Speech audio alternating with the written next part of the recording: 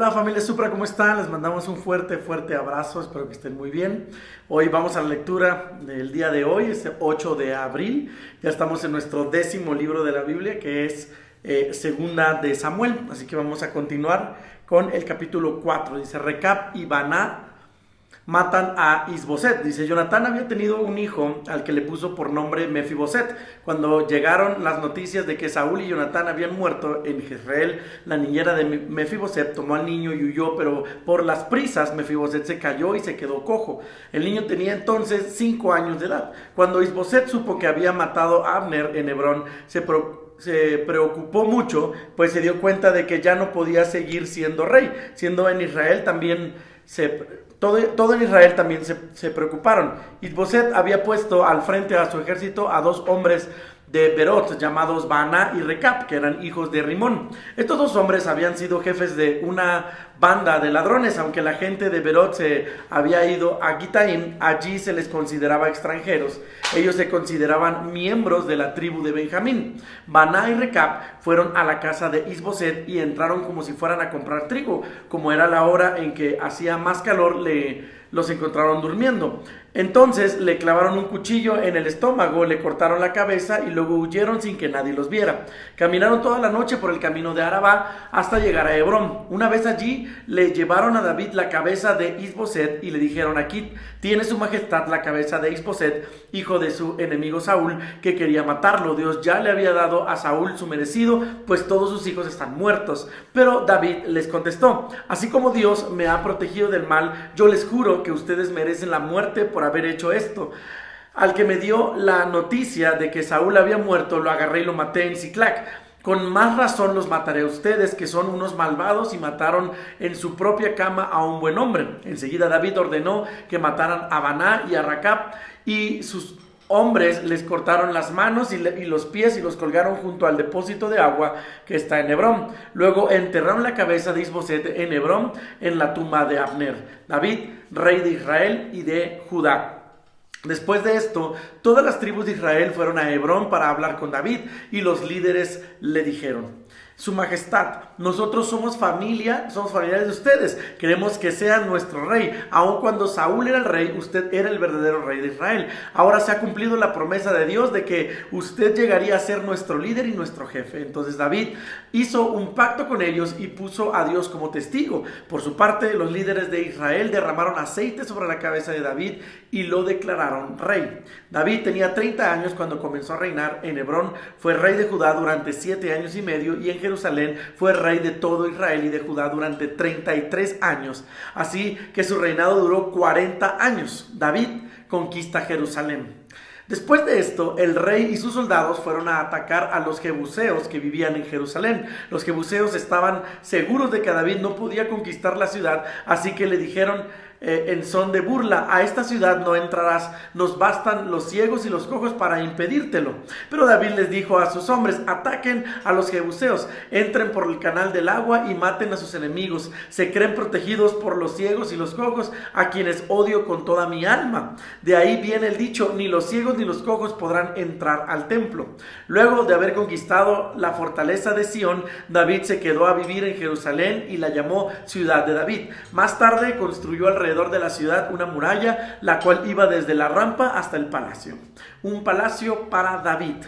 Cada día David tenía más y más poder, pues el Dios Todopoderoso lo ayudaba. David sabía que Dios había dado ese poder y que lo había hecho rey de Israel por amor a su pueblo. Hiram, el rey de Tiro, envió gente que sabía construir con madera y piedra. Con ellos envió madera para que le hicieran a David un palacio en Jerusalén. Otros hijos de David.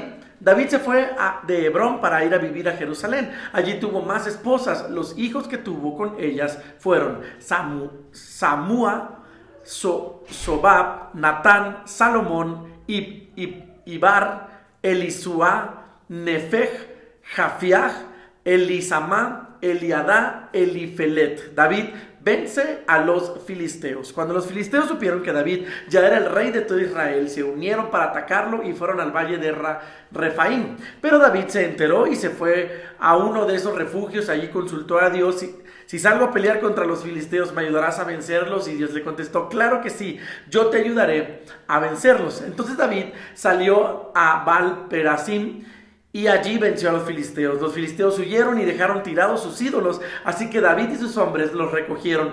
A ese lugar David lo llamó Baal-Perasim, pues dijo: Dios es fuerte como la corriente de un río, pues me abrió el camino para vencer a mis enemigos. Pero los filisteos volvieron a atacar a David y ocuparon todo el valle de Refaim. David volvió a consultar a Dios y Dios le respondió: no los ataques de frente, rodéalos y atácalos por detrás. Cuando llegues a donde están los árboles de bálsamo, oirás mis pasos en la punta de los árboles. Esta será la señal para que te lances al ataque. Ahí me verás ir delante de ti y destruirá el ejército filisteo. Así lo hizo David, y ese día venció a los filisteos desde Gebá hasta Geser. El cofre del pacto en Jerusalén. David volvió a reunir a sus mejores hombres, que eran como 30,000. Salió con ellos de Baalá de Judá para llevarse a Jerusalén el cofre del pacto. Antes ese cofre se ora al Dios Todopoderoso que reina entre los querubines. El cofre del pacto estaba en la casa de un hombre llamado Abinadab. Esa casa estaba en la punta de una colina. Cuando sacaron de allí el cofre, lo pusieron sobre una correa nueva que iban guiando a Uzá y Ayón, hijos de Abinadab.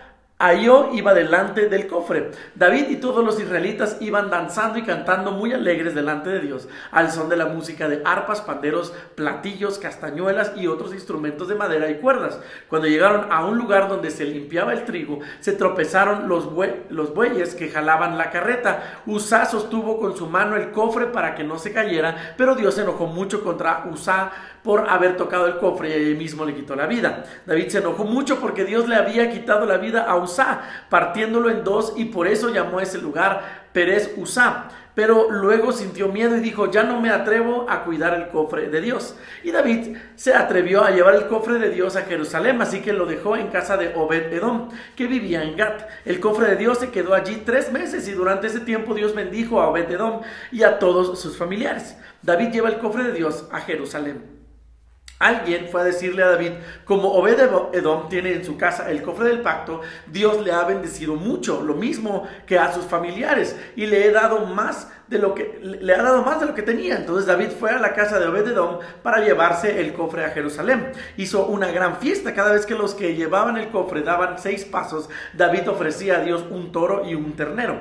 Para agradarle a Dios, David danzaba con mucha alegría. Llevaba puesta solo una túnica sacerdotal de lino, y así, entre gritos de alegría y toques de trompeta, David y todos los israelitas llevaron el cofre de Dios a Jerusalén. Mical, la hija de Saúl, estaba en la ventana del palacio cuando el cofre de Dios iba entrando a la ciudad, y se disgustó mucho al ver cómo el rey David saltaba y danzaba para agradar a Dios. El cofre de Dios fue llevado a una carpa que David había preparado, y allí David le presentó a Dios muchas ofrendas de animales y de vegetales. Luego bendijo al pueblo en el nombre de Dios, y a cada uno de los presentes le dio un pan de harina, uno de dátiles y otro de pasas. Después de eso todos se fueron a sus casas. También David se fue a su casa, y al llegar empezó a bendecir a su familia, pero Mical le dijo: hoy has hecho el ridículo, no te has portado a la altura de un rey, con los saltos que dabas hasta la última de tus sirvientas te vio el trasero. Realmente te has portado como una persona vulgar y sin vergüenza. Y David le contestó: si dancé, lo hice para agradar a Dios, y recuerda que fue Dios quien rechazó a tu padre y a tu familia. Además, fue Dios mismo quien me eligió como rey de su pueblo, y si a ti te parece que me rebajo, pues seguiré rebajándome, pero aún así esas sirvientas que dices comprenderán por qué lo hago y me honrarán. Y Dios castigó a Mical, por eso ella nunca tuvo hijos. Dios hace una promesa a David. Dios ayudó a David para que lograra la paz con sus enemigos y pudiera vivir tranquilo en su palacio. Entonces David le dijo al profeta Natán: no está bien que yo viva en un palacio de maderas finas mientras el cofre del pacto de Dios está en una carpa. Y Natán le contestó: haz lo que creas más conveniente, pues Dios te apoya en todo. Sin embargo, Dios habló con Natán esa misma noche y le dijo: ve y dile de mi parte a David lo siguiente: ¿Cómo está eso de que tú quieres construir una casa? Dime cuándo les pedí a los jefes de Israel que me hicieran una casa de maderas finas, si desde que los saqué a ustedes de Egipto siempre he vivido en una carpa. Yo soy el Dios Todopoderoso, yo soy quien te puso al frente de mi pueblo cuando eras un simple pastor de ovejas. Yo soy quien siempre te ha cuidado y te ha ayudado a derrotar a tus enemigos, y soy también quien te hará muy famoso en este mundo. También a mi pueblo Israel le he dado un lugar donde pueda vivir en paz. Nadie volverá a molestarlos ni a hacerles daño,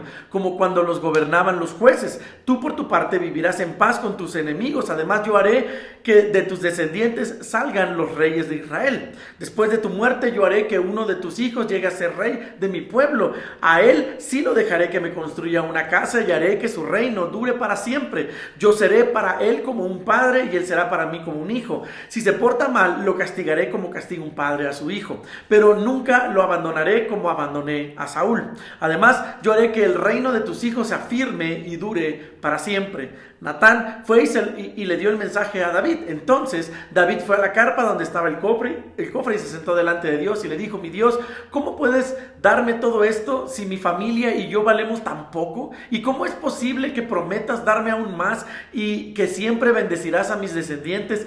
¿Qué más te puedo decir? Dios mío, si tú me conoces muy bien, tú me dejas conocer tus grandes planes porque así lo has querido. ¡Qué grande eres, Dios mío! Todo lo que de ti sabemos es verdad. No hay ningún otro Dios como tú, ni existe tampoco otra nación como tu pueblo Israel. ¿A otra nación la libraste de la esclavitud? ¿A qué otra nación la hiciste tan famosa? Tú hiciste muchos milagros en favor nuestro y arrojaste lejos de nosotros a las naciones y a sus dioses. Así hemos llegado a ser tu pueblo y tú nuestro Dios, y esto será así por siempre. Mi Dios, yo te pido que le cumplas a mis descendientes estas promesas y que nos acabas de hacer. Haz que ellos se mantengan en tu servicio para que tu nombre sea siempre reconocido y que todo el mundo diga: el Dios de Israel es el Dios Todopoderoso. Dios mío, yo me atrevo a pedirte esto porque tú has dicho que mis descendientes serán siempre los reyes de tu pueblo. Te ruego que los bendigas para que siempre te sirvan. Tú eres Dios y lo que dices es verdad. Por eso estoy seguro de que cumplirás lo que has prometido. También sé que si tú los bendices, ellos te servirán para siempre. ¡Wow! Eso es un increíble capítulo los que acabamos de leer el día de hoy. Muchas gracias a todos por ver el video, por estar acá, por seguir en esta hermosa disciplina. Sigamos leyendo la Biblia sin parar y creo que Dios va a derramar de sus bendiciones. Muchas gracias por ver el video. Nos vemos el día de mañana. Dios te bendiga.